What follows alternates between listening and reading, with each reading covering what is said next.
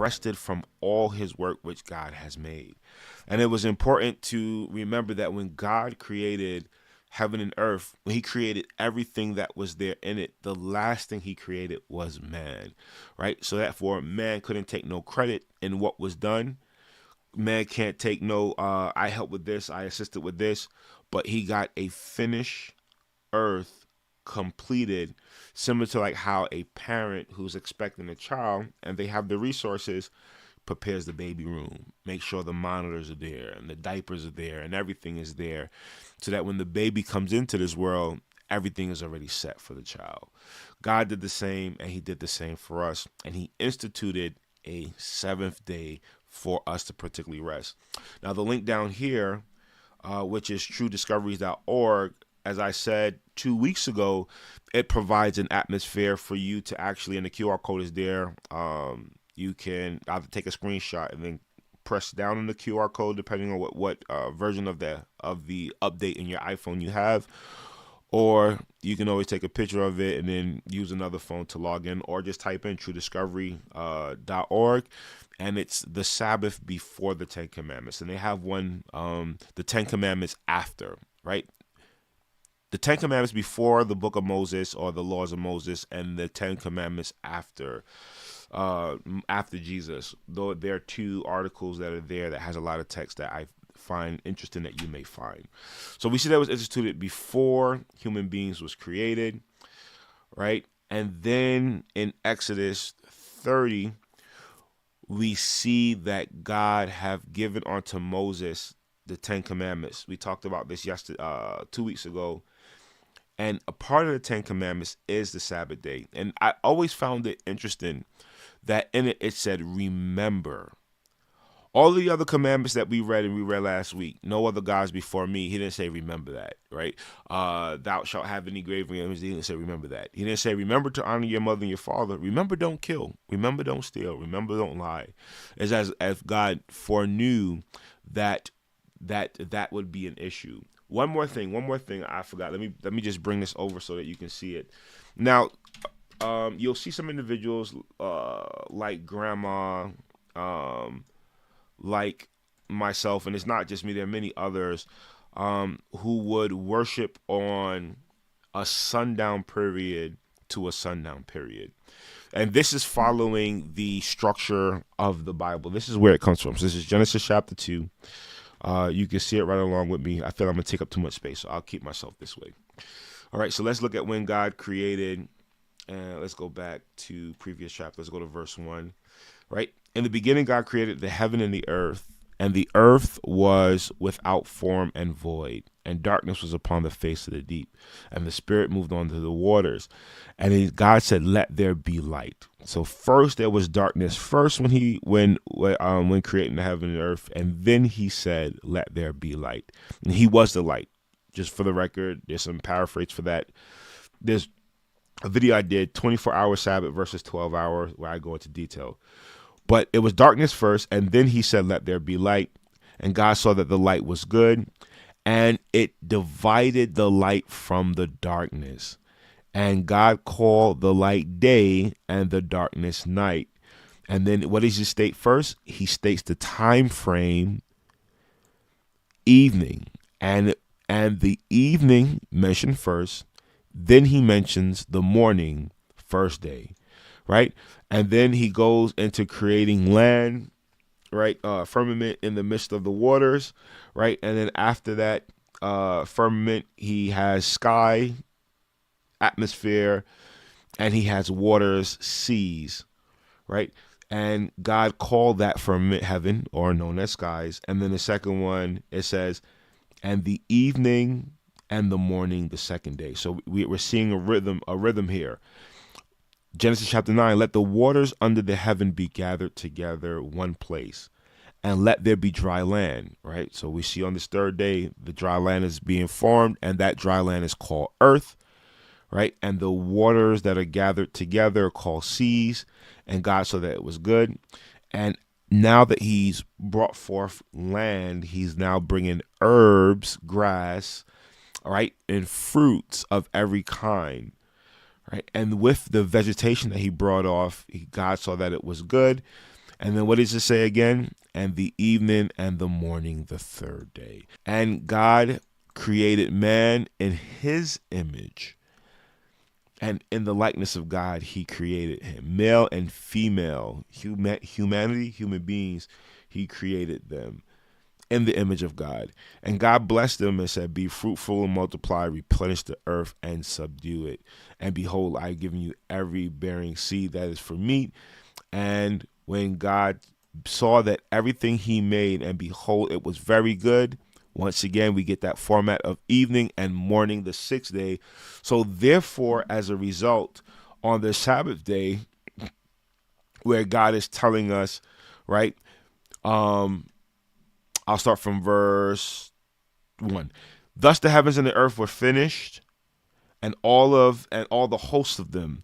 And on the seventh day God ended his work which he had made. And he had rested on the seventh day from all his work which he had made. And God blessed the seventh day, and sanctified it, right? Set it apart, set it aside, made it holy, because that in it he had rested from all his work which God created and made. So we see here that God has provided a template and a format for all of humanity to be able to follow, right? So what we see here, like even in the cycle, God has given us an opportunity to rest, but he's also given us an opportunity to make of excellence. In day one, God did everything to its fullest extent. He didn't overexert, but he also made everything really well. Second day, third day, fourth day, right? Whether it's the light, firmament, which is the sky, the sea, then to the land, then to the moon and stars, then to the animals in the air and the water, then to all land dwellers. We see here that God provides a manner and a mindset of excellence, which is we're in his image. Everything we're supposed to do, we're supposed to give our best, right? We're supposed to give 100%. And as God set the blueprint of there being a balance, he set the blueprint for us to rest and give us a day to rest. And now when looking at that context, right, remember we talked about it last week, where who were the Jews and why they were here, be a gatekeeper. He was chosen to be one who will provide a blessing, right? Verse 4 says, and I will make thy seed multiply as the stars of heaven, and I will give unto thy seed all these countries. In thy seed shall all nations of the earth be blessed, because that Abraham obeyed my voice and keep my commandments. So his thing was to be a blessing, that it will overflow, because he was one that kept God's commandments, right? Which is once again given before the 10 commandments was provided. And on top of that, he is providing a blueprint and letting individuals know how they're supposed to move. And this is the lineage in which the Messiah would come through. Once again, not that he's better or more elaborate, but he was one that was most obedient. He held on to God's covenant and his commandments. And as a result of it, moving in faith, he becomes the father of the chosen, which was the chosen to keep the integrity of the word and to share it with everybody. And we'll get into that in a minute. So we see here, once again, with that being the context, that God reminds us to remember this day, right? And then he points back to creation, as we read in Genesis. He's saying, hey, you have a 6-day allowance to work and to do all of it, to do it fully, to do it with your best intent, right? But the seventh day is the Sabbath of the Lord thy God. Some people will say, oh, this day is your Sabbath and this day is mine.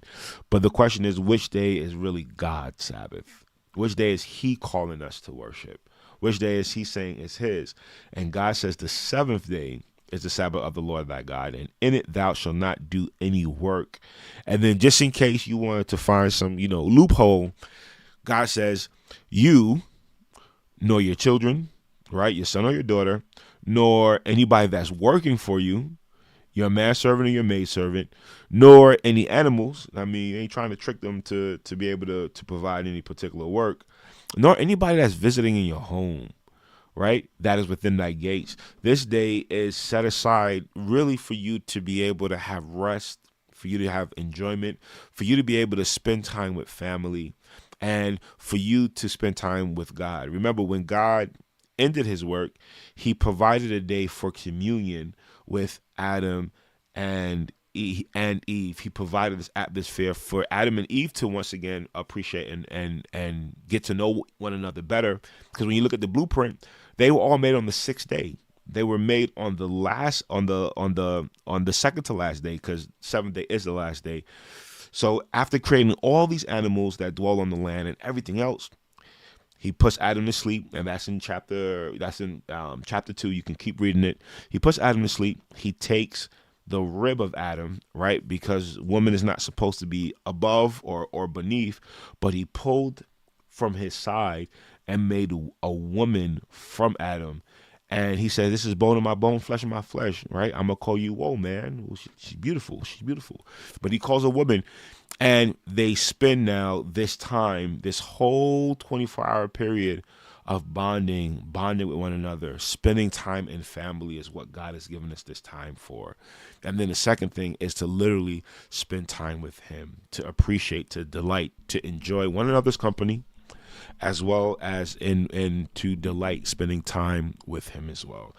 And it's interesting, nobody will fight the other commandments, but you'll find that some individuals will say that this is no longer relevant, though he tells us to remember it.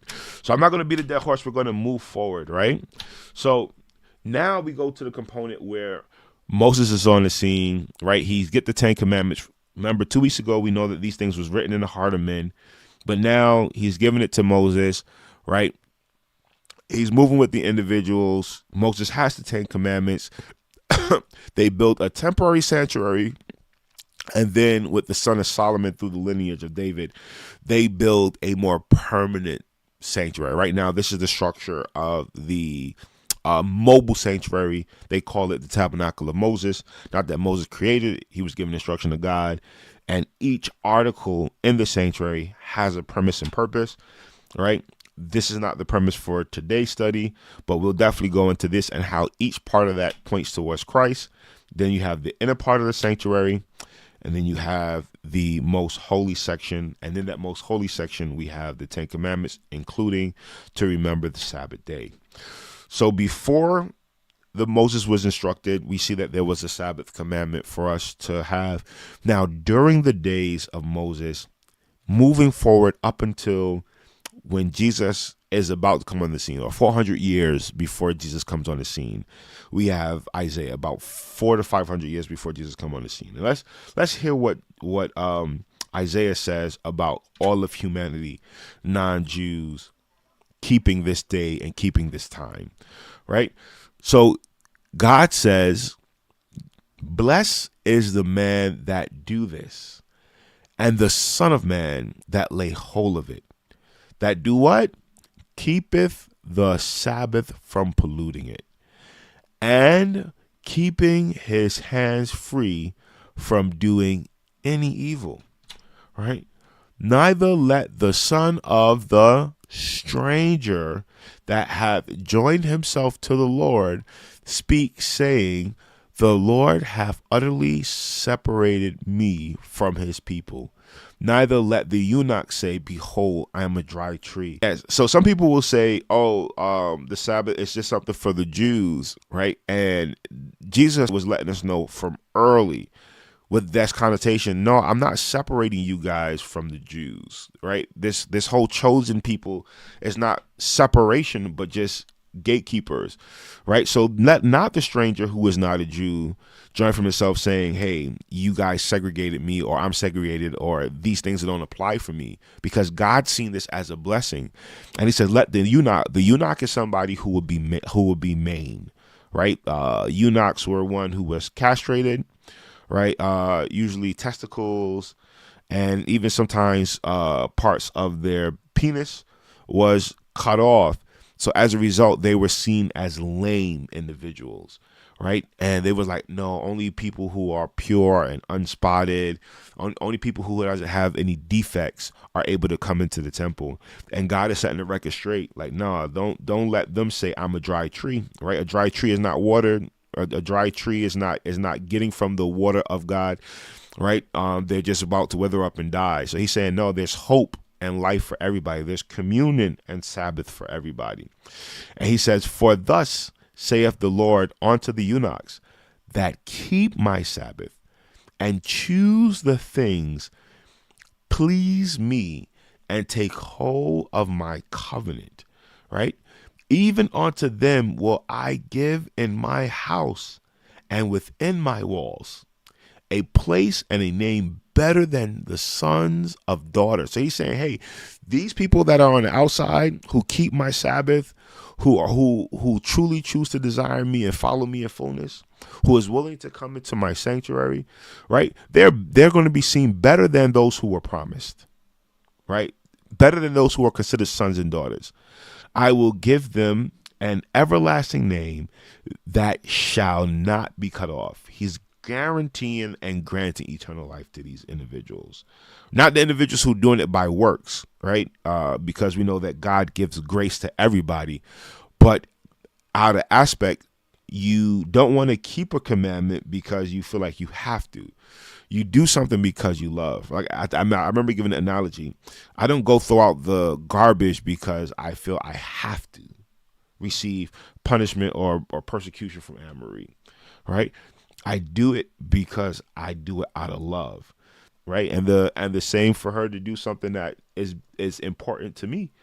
So God is saying, hey, they're going to become called better than sons and daughters, right? Also, the son of a stranger that join themselves to the Lord to serve him and love the name of the Lord, to be his servant.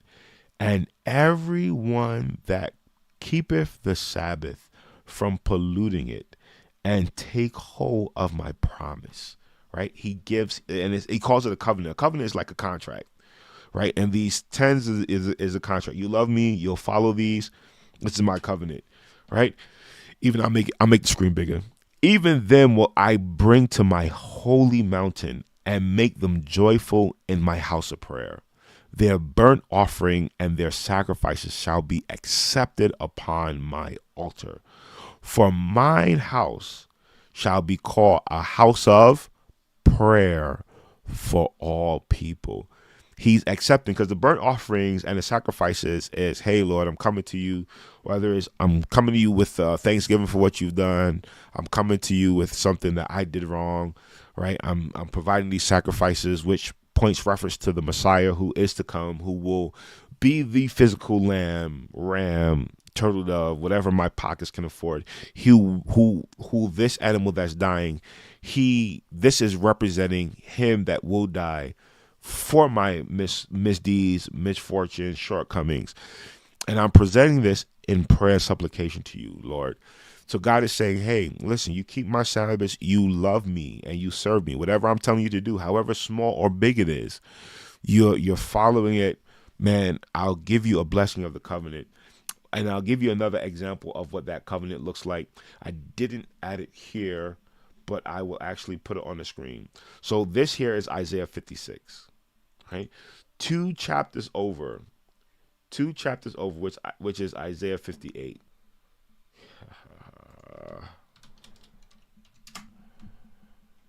Okay, right, and this one is part called observances and fast, and maybe that will be something that we'll do in the future. But he says, hey, if you want me to hear you, you want the bands of wickedness, you want oppression to come up off you, you want burdens to come up on you, off of you, you want financial freedom, you want easier life, you want not to be depressed and have a freer mindset, have more peace, and move forward in his will that breaks every yoke, right? He says, go serve other people, right? Give bread to the hungry. And he says, bring the poor that are cast out of thy house. All right. When thou seest somebody naked, cover them. All right. and do not hide thyself from thy own needs.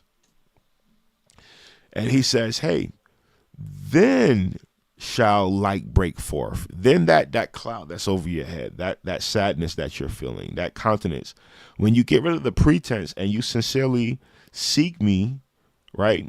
You may be fasting and praying, but you still brush your teeth, put on some clothes, fix up your hair, right? You still go out and help other people that are in need instead of just focusing on yourself. And when you do that on top of you sincerely praying and petitioning and fasting, whether it's staying away from food or saying, hey, I'm going to stay away from this thing that delights me and spend this time petitioning onto you and serving, loving you with all my heart, mind, and soul, and loving my neighbor as myself, seeing the needs of people and helping them, then that cloud will go over you.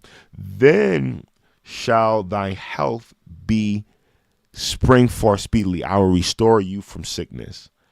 And the right doing that you're really trying to do shall go before thee. You'll break free of those strongholds that you have.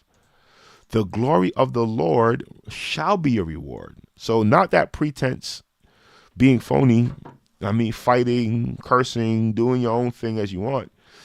And then he says, then shalt thou call, and the Lord shall answer. Right? You want that closeness where you continually hearing him?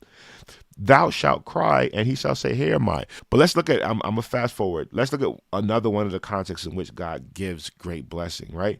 He says, if thou turn away thy foot from the Sabbath, from doing thy pleasures on whose day? His holy day. And call the Sabbath a delight, the holy of the Lord, honorable, and shall honor him. Not doing thy own ways, nor finding thy own pleasure, nor speaking thy own words, right? Just doing whatever you want willy-nilly. He says, when you do that, then shalt thou delight thyself in the Lord. And he says, hey, I will cause you to ride upon the high places of the earth and feed thee with the heritage of Jacob thy father.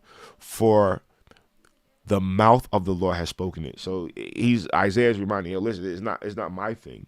But hey, when you're looking after other people, when you're looking towards catering to the poor, when you're seeing the needs of others, when you stop having a false pretense, and when you truly follow my words and hear what I'm saying, he says, prove me that I will not pour thee out thy pleasures, right? And I will cause you to ride upon the high places of the earth. And he says, feed thee with the heritage of Jacob. Now, why Jacob, right? When we look at Jacob was one, and you can read it, right? You can read Genesis 12, 13, 14, 15. It's really, really cool. When you look at Abraham leaves right? Around Turkey, Iraq region, right? And when he leaves with a high multitude of people, right? And how we know, we have the listing of individuals that it was so big that him and his nephew was fighting because there were so many servants there that the animals, the livestock, were fighting over the ground, and therefore the servants were fighting. And he says, hey, you can pitch yourself towards not Ararat, but you could picture towards Sodom and Gomorrah. I think I felt like I showed you in the map. I did. I showed you in the map where that was already. So he goes there, and then when his nephew gets captured, it said that it was about 600 men who knew how to fight. So this dude is not only moving a lot of people, but he's also militant. So he has individuals to safeguard it. This dude was moving as a nation already, though he didn't have any children, right? That's Abraham, right? Abraham gets Isaac. Isaac now grows this territory, grows this body, grow this people. And now we see Jacob is now inheriting that. So he says, when I'll feed you with the heritage, a heritage is to inherit, to receive something that you didn't work for, nor something that you particularly deserve or earn. You was born into it. So God is saying, when you look after other individuals, when you take care of other individuals, when you don't have the false pretense and have a proper demeanor, when you truly seek me, pray, talk, commune, and when you look towards others, and when you delight in my Sabbath, right? Not worrying about what's going to happen or how certain things play out, but truly enjoy it and not trying to do the Sabbath side. Let me just, Let me go ahead and just talk about sports. Sports. Nah, let me spend some time with my family. Let me commune. How was your day? How are things going for? What are you thankful for? Right? Hey, this is what I'm thankful for. All right, this is my plan for next week. Keep this in your prayer. I'll keep it in your prayer. Let's pray. I mean, some individuals, they'll do like a Christmas, not, to a degree, a Christmas or like a Thanksgiving meal, meaning they would, put a little bit more emphasis on the meal to make the food and everything delightful, to have a totally delightful experience on the Sabbath. When you do these things, God is saying, hey, you're looking after other individuals. You're loving me with your heart, mind, and soul. You're loving your neighbor as yourself, from people on the outside to people in your own home. And you're not choosing just to do your own thing, but actually looking after individuals and thinking about me during this time. I will bless you upon measures. And this is one of the few, this is one of the sections of the Bible, because there's others. These are what he called conditional statements, where God is saying, hey, if you do this, I will do this. If you put your faith in me in this, I will do this. So one is tithing of finances. And in this case, it's not tithing because it's not 1/10, but it's allocation of your money. Another one is allocation of your time to him and to other people in the set time that he has given us. I hope that that was clear. So we see here that it was set in place before there was June, the Sabbath. So it was for humanity. God put it before Adam and Eve. He put creation in forth before Adam and Eve was created, and give them a time to be able to rest and commune with one another, bond with one another. When Moses come on the scene, he has the 10 Commandments as a reminder, as a tablet to remind people the severity of his commandments. One of them says to remember this day, reminding who our Creator is. And then after that, he puts it in place and say, hey, it's not just for Jews. You guys you're missing the mark. It's for all of humanity, whether you cripple or not cripple, whether you got all your toes or you don't got all your toes, right? Whether you are a native or whether you're a stranger. And then he goes in 2 verses later to say, hey, you want me to hear you? This is how you treat other individuals, and this is how you'll treat the day. Make it delightful. Enjoy in it. Have fun in it. And look towards others. So I'll go back to the verse. I hope that that was clear. Chapter 6. Now let's move on the scene. When Jesus came on the scene, right? Luke chapter 4. Remember, Luke gives us a historical chronological detail on how Jesus moved. And he said, hey, he being Jesus, went to Nazareth where he was brought up, right? Jesus of Nazareth. And on the Sabbath day, he went into the synagogue, as was his custom. He stood up to read. So not only did he go to church, but he participated in some sort of way. All right, we see that Jesus kept the Sabbath even in his death. Right? So he says, hey, Nate, but why you have the sign of Passover? Passover is what's going to help us to have the clear indication of when he worked and when he rested. Right? Now, the framework for Passover is found in Exodus chapter 12, right? And it said the whole assembly. This is right before they're about to leave Egypt. Passover is when the people put the blood on the doorpost, and the blood on the doorpost represented the covering of the blood of the Lamb, which is Jesus Christ, which was a foreshadow of what Christ was going to do for them. Everybody who had the blood on the doorpost, their house and their firstborn was spared, right? The commission was to Pharaoh that to let the people go, and that anybody who chose not to have covering on the doorpost, right, they will lose their children. So the Passover is just pretty much God passing over those homes and sparing the homes. Whereas those who didn't follow, they lost their firstborn, not only of their children, but also the firstborn of their livestock died as well. All right, so let's go back. Now that we got context, right? And I'm building up context so that we can see the framework of time that we're dealing with. Once again, we talked about Jesus keeping the Sabbath while he was alive. Even in his death, he kept the Sabbath. Check this out. Verse 12, verse 6, chapter 12. And the whole assembly of the congregation of Israel shall kill it in the evening, and they shall eat the flesh in that night. Right? So we're indicating, hey, we're eating the flesh in the nighttime. Roast with fire, and unleavened bread. With bitter herbs shall they eat it, representing the uncomfortability that they'll go through, but there's hedge and protection. Right?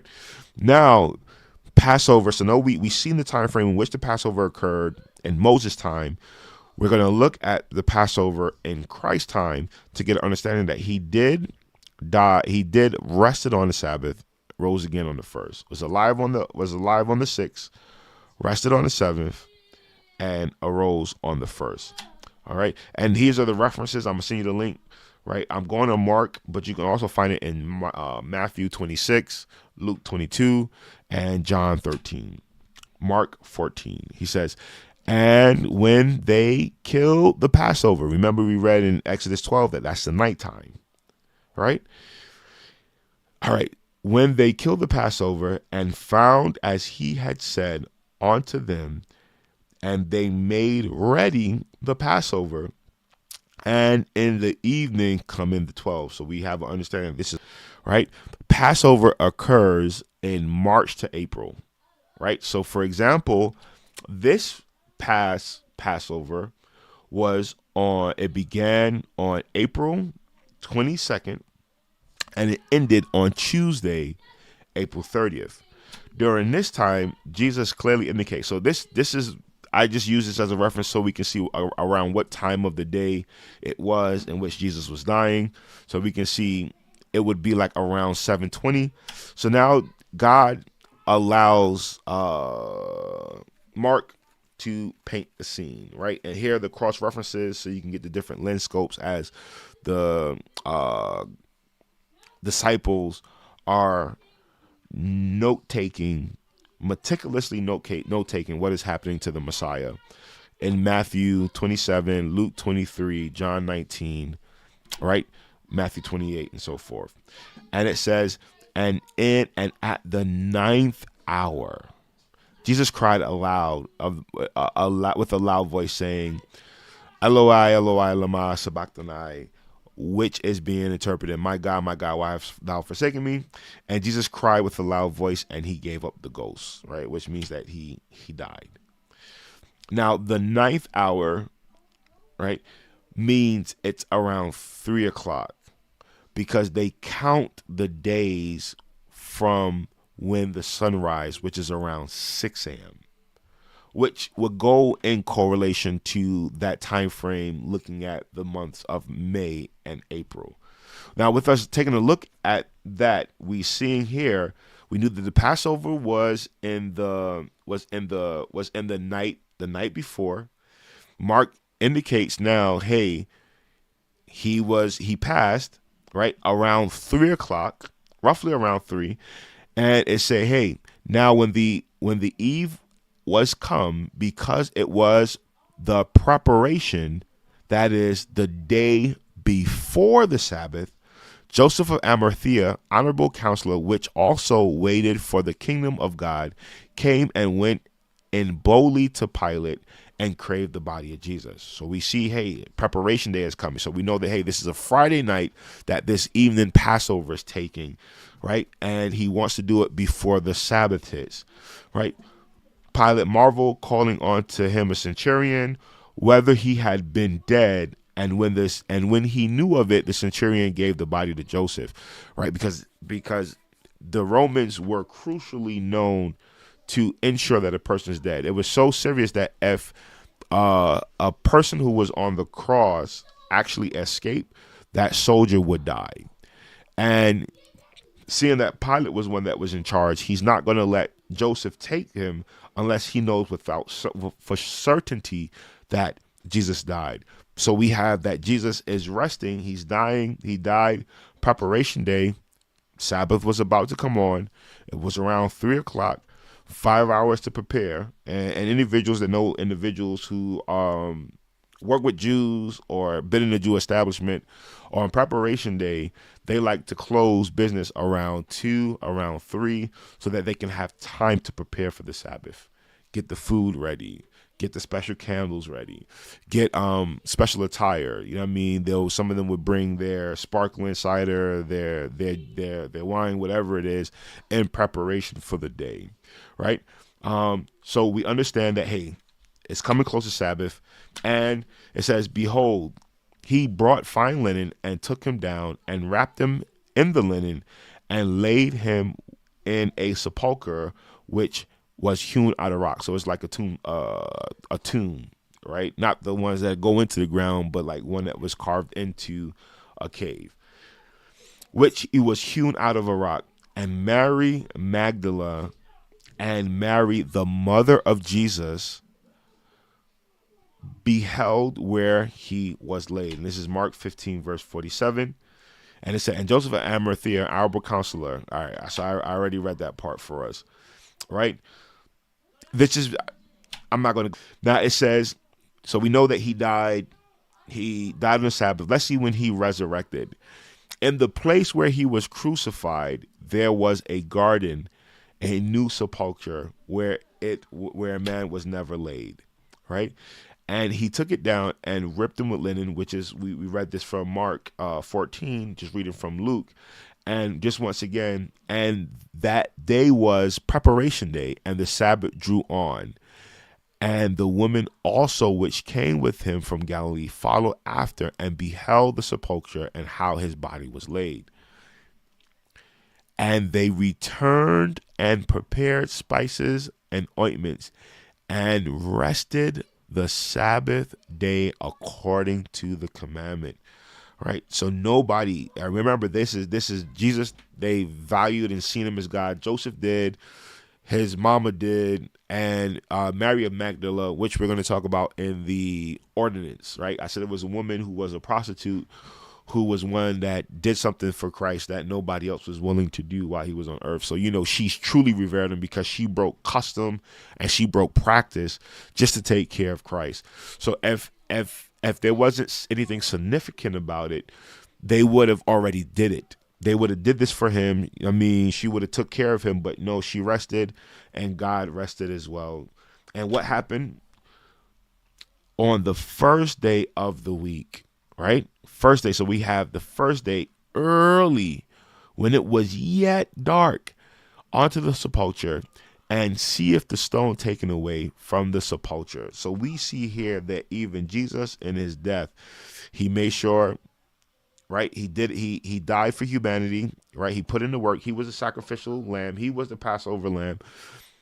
He rests on the Sabbath, and then he wakes up on the first day, continuing on with the blueprint that he's given from before he came on the scenes, from when he gave the information to Moses, to when he was incarnate, keeping this as his custom as Jesus on Nazareth, to even in his death.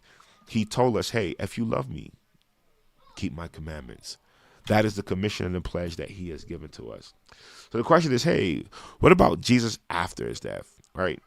Was it that he died and it was done away with, which is a statement that some individuals say, he died, it was nailed to the cross. Now, in the message 2 weeks ago, I told you about the law of God and the law of Moses. And just the indication of what the law of Moses is. Let me just go there. Just the indication of what the law of Moses is. It was instruction given by God, but it was practices that Moses put in place, that God gave Moses to put in place, that was to point to the Messiah. These were ordinances or practices that you will do that will represent that Jesus dying for us. When Jesus died, the tabernacle was written, and you can continue to read Mark chapter 14 and 15 when you get the chance. When Jesus died, the cloth was rent, showing that there was no longer a need for the sacrifices, showing that there was no longer a need to now go kill a goat, right? Kill a ram if you had money, or to kill a dove, right? A turtle dove if you wasn't a rich person. Those sacrifices were no longer needed because it was nailed to the cross. But loving, honoring your parents wasn't nailed to the cross. Not stealing wasn't nailed to the cross. Not committing adultery wasn't nailed to the cross. Jealousy wasn't nailed to the cross. It was these ordinances and these practices. So, like I said, I sent the link, but there, and I'll send you the link again. But here you have what is called the ordinances, and you'll have the passages. I'll make it bigger. You'll have the passages of where the ordinances are. right? So in the New Testament, you'll find these references, but then here you'll have what God law is, and we established that God's law wasn't done away with. The practices that pointed to Jesus was, right. So what about Jesus after his death? Did people still keep the Sabbath, right? So here we go, Acts 13, and it says, and when the Jews were going out of the synagogue, right? Jews out of the synagogue, the Gentiles, sometimes depending on your version, for those who are reading the King James version, where you see the word proselyte means Gentile. It means non-Jew, right?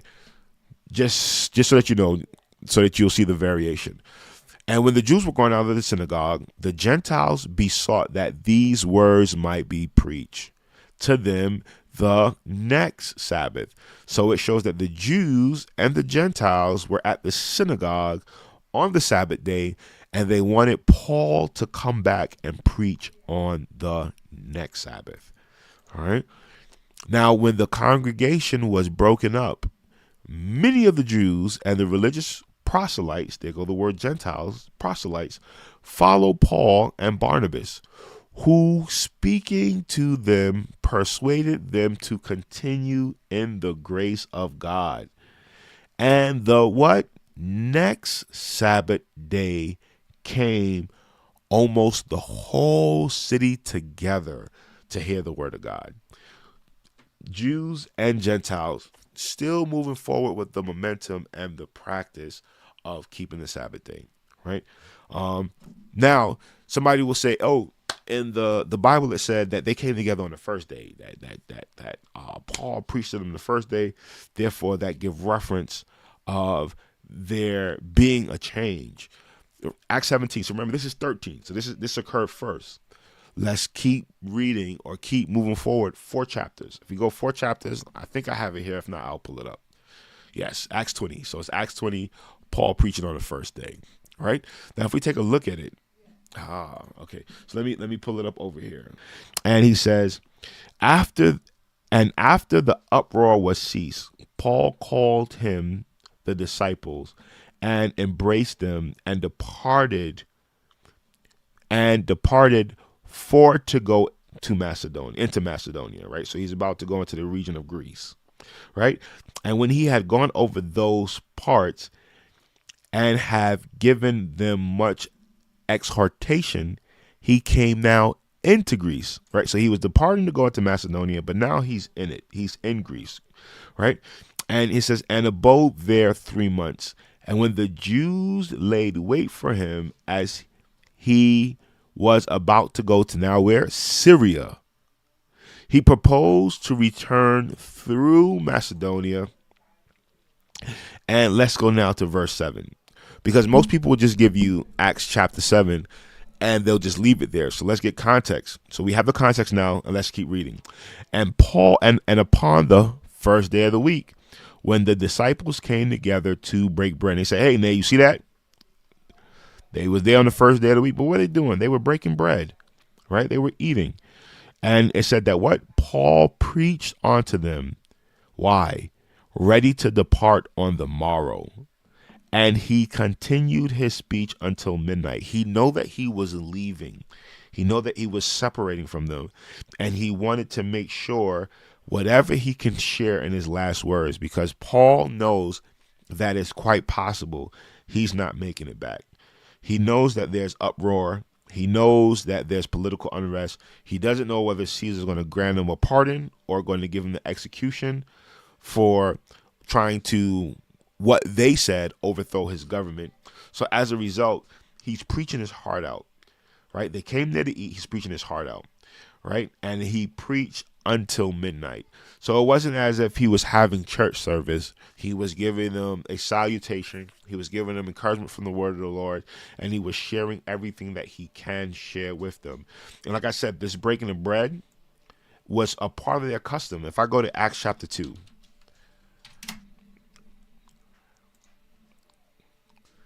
right?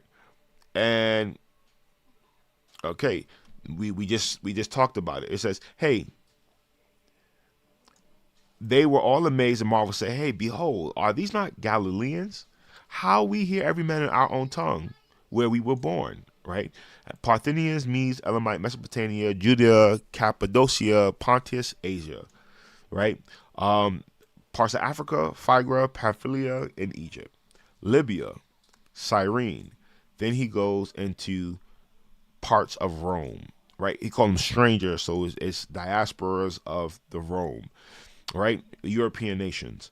And it says Jews, and once again, here we go. We have those words, proselytes, which is Greeks or non-Jews, because we saw the different languages, and they're residing there either for a long season or a short season, right? And then they keep going into the other languages, Cretes and Arabians, right? Middle Eastern, what we call it, right? Around the Iraq, Iran, Turkish regions. We do hear them speak in our own tongue, wonderful works of God. And then they say what? What has become the new norm as a result of this?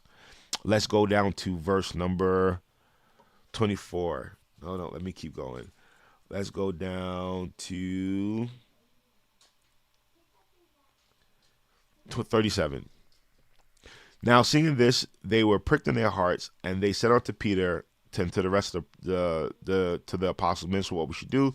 He calls them to get baptized, and then it says that they continued steadfastly. I'm at Acts 2:42. If anybody who is just listening, and they continue steadfastly in the apostles' doctrine and fellowship, and in the breaking of bread and prayers. So did they do this once a week? Nah, they did it continually. So when we go to Acts chapter 20, right, which is months down the line, which is a practice that they were keeping, when Paul is speaking, he's breaking bread with them because, whoopsie, Acts 20, yeah. He is breaking bread with them because that was the custom of what children of Christians were supposed to do. But you found in 13 and in parts of 17 that they're meeting on the Sabbath day in the synagogue, right, in the house of God, and they are going through church service, through practice. You can tell that the fact that they're in the synagogue, that they're keeping the day holy, and they're spending time with one another, and they're spending time to, hey, let me get a better understanding of what God is and what he's like, what he's about. And this is the context that we see. So when individuals say, oh, Paul preached on the first day, which showed that he changed, that wasn't the case.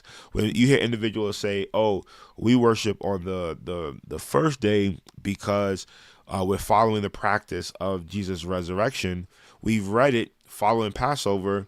Jesus rested on the Sabbath day, which was the custom and practice. Provide service, which was being that lamp for us on Friday, rested on the Sabbath, woke up on the first day, and what does he go and do?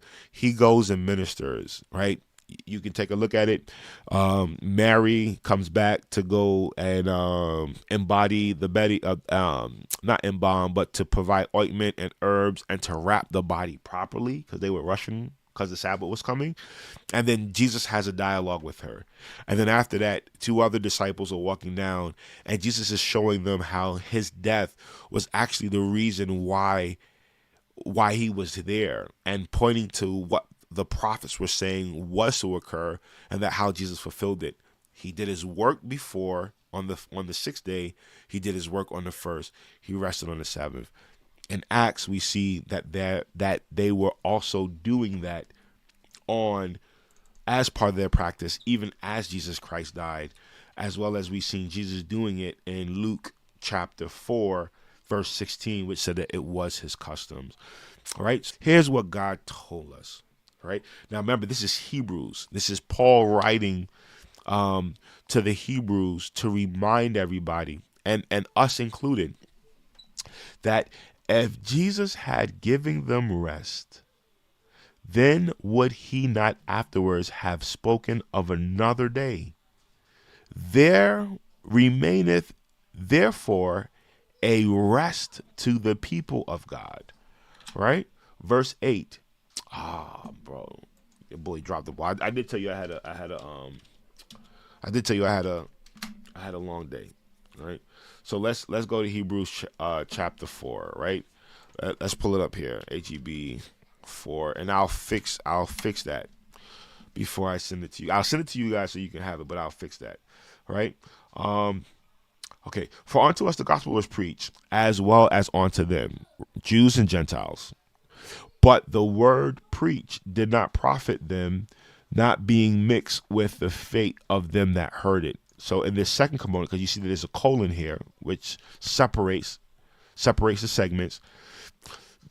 To everybody that heard it, some listened and some did not. For those who did not choose to listen to what they heard, it didn't profit them, right? Not being mixed with faith in them that heard it. So some who heard it, they believed it in faith, they followed it.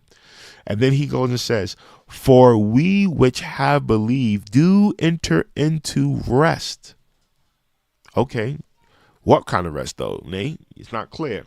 As he has said, I have sworn in my wrath, if they shall enter into my rest, although the works were finished from the foundation of the world, for he spake in a certain place of the seventh day on this wise, and God did rest the seventh day from all his works. He's pointing back to creation. He's pointing back to the physical rest that he gives us. So yes, we rest in Christ, but he gives us a physical rest as he did from creation, as he stopped from his works. And he says, and in this place again, if they shall enter into my rest, right? Remember we read Isaiah talked about the promises and the blessings, right? I'm going to let you guys know 110%. I mean, I'm not sure about grandma. I'm not sure about mom. But when I read this, it was a struggle, right? I just got the job at UPS, I think it was. And it was a requirement. It was a requirement to work on Saturdays.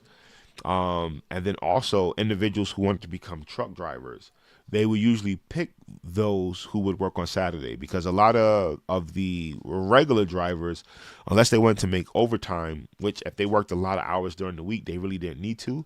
The people who were working part-time, unloading the boxes, unloading the trucks, they would give them those hours, but then it also gave those people experience in driving a truck, learning how to maneuver around it, learning how to operate it, and then they will pick from those individuals. So not only was there a requirement, but there was succession planning and growth. And these dudes, they make 70, 80, $90,000 at that time, right? I mean, early 2000s. So it was bread. And they said that it was potential there. But like I said, at that point, I was starting to kind of look and learn about God and what it was. And I made that call, and it was a tough test. I thought I was going to lose my job, but I learned that when you stand for him, that he will pave a way. And you may go through a tough part, but the end thereof is much sweeter. And like I said, we read Isaiah 50, and I can give you a couple of others where he gives you these promises. So verse 5, Hebrews chapter 4, verse 5, he says, again, and this place, again, if they shall enter into my rest, seeing therefore there remaineth that some must enter therein, and they to whom it was first preached enter not because of unbelief. Again, he limited a certain day, saying unto David, today, after so long a time, as it is said, today, if you will hear his voice, please harden not your hearts. For if Jesus had given them rest, meaning if he had given them another day, then would he not afterwards have spoken of another day? And many scholars, they can try to twist Hebrews chapter 20, but we've walked through from beginning to when Jesus was on the earth, to when he died, to when he rose, to when now God is providing not a final plea, but this is towards the Hebrews, but also towards the Gentiles as well, reminding them that there is a rest, right? He didn't mention of another day. Jesus didn't practice another day. There's nowhere there in the Bible where he indicates, hey, do this after me, right? But to follow his custom of going on the Sabbath. So then what does God conclude and say? There remaineth therefore a rest to the people of God. For he that entered into his rest, he also ceased from what? His own works, as God did from his.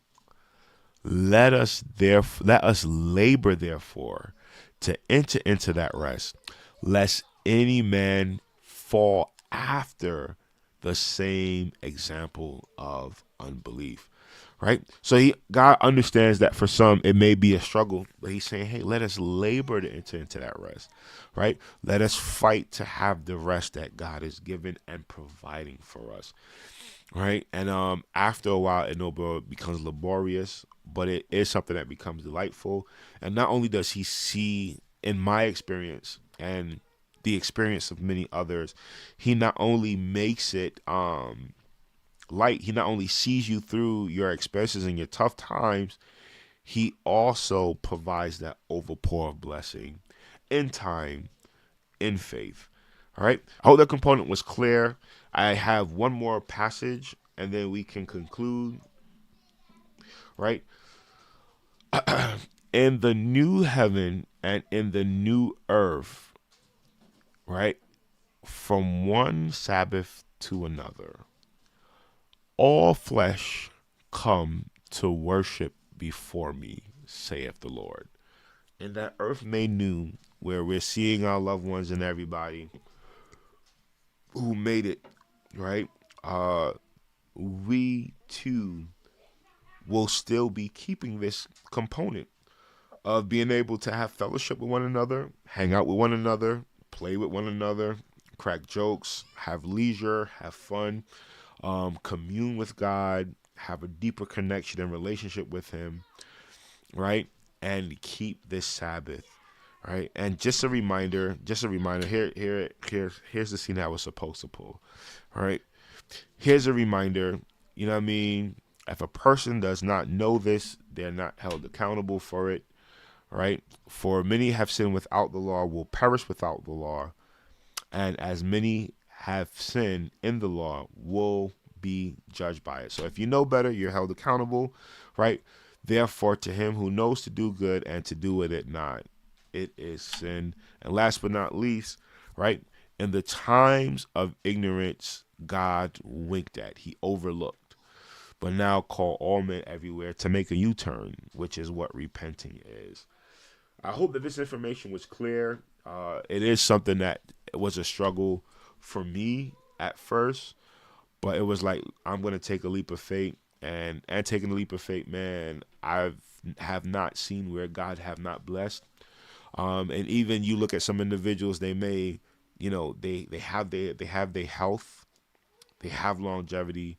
They're blessed in many ways. Blessing is not just a financial thing, but there is a financial component of blessing that do come, but it's a multi-tiered thing. I remember there was a lady who was a steward of her finances. She was an illegal immigrant, came from Trinidad and Tobago, and she held fervently. You could tell she sincerely loved the Lord, and she tried to do her best. I remember her taking in two young ladies that was definitely a handful. She tried to make sure that she's a steward and returning to God, and just supporting her community. And she tried to make sure that she kept the Sabbath. Everything, she did it not as robotic and not, oh, I got to do this, because we're not in a work-based faith. We're in a one that is through grace that God gives to every man, freedom from sin and the gift of eternal life. But as in a relationship, he says, if you love me, keep my commandments. And as in a relationship, you have expectations and you have non-negotiables, and God has expectations and non-negotiables. He, as a person in a relationship, you don't let them know your non-negotiables immediately, because it may seem overwhelming to the person. So you reveal certain things that you like and don't like over time. Some things super, super quick and early. Other things, you know what, I really, it's not a big deal, but I really don't like it. It's a little annoying, right? God does the same. He doesn't unload everything on us, but he systematically lets us know what it is in this time. These things are put in place not to be a burden. If for me personally, if I didn't have the Sabbath, I would work 6 days a week, about 14 to 18 hours a day. But he put something in time for us to remember, for us to spend time with our family and to spend time with him.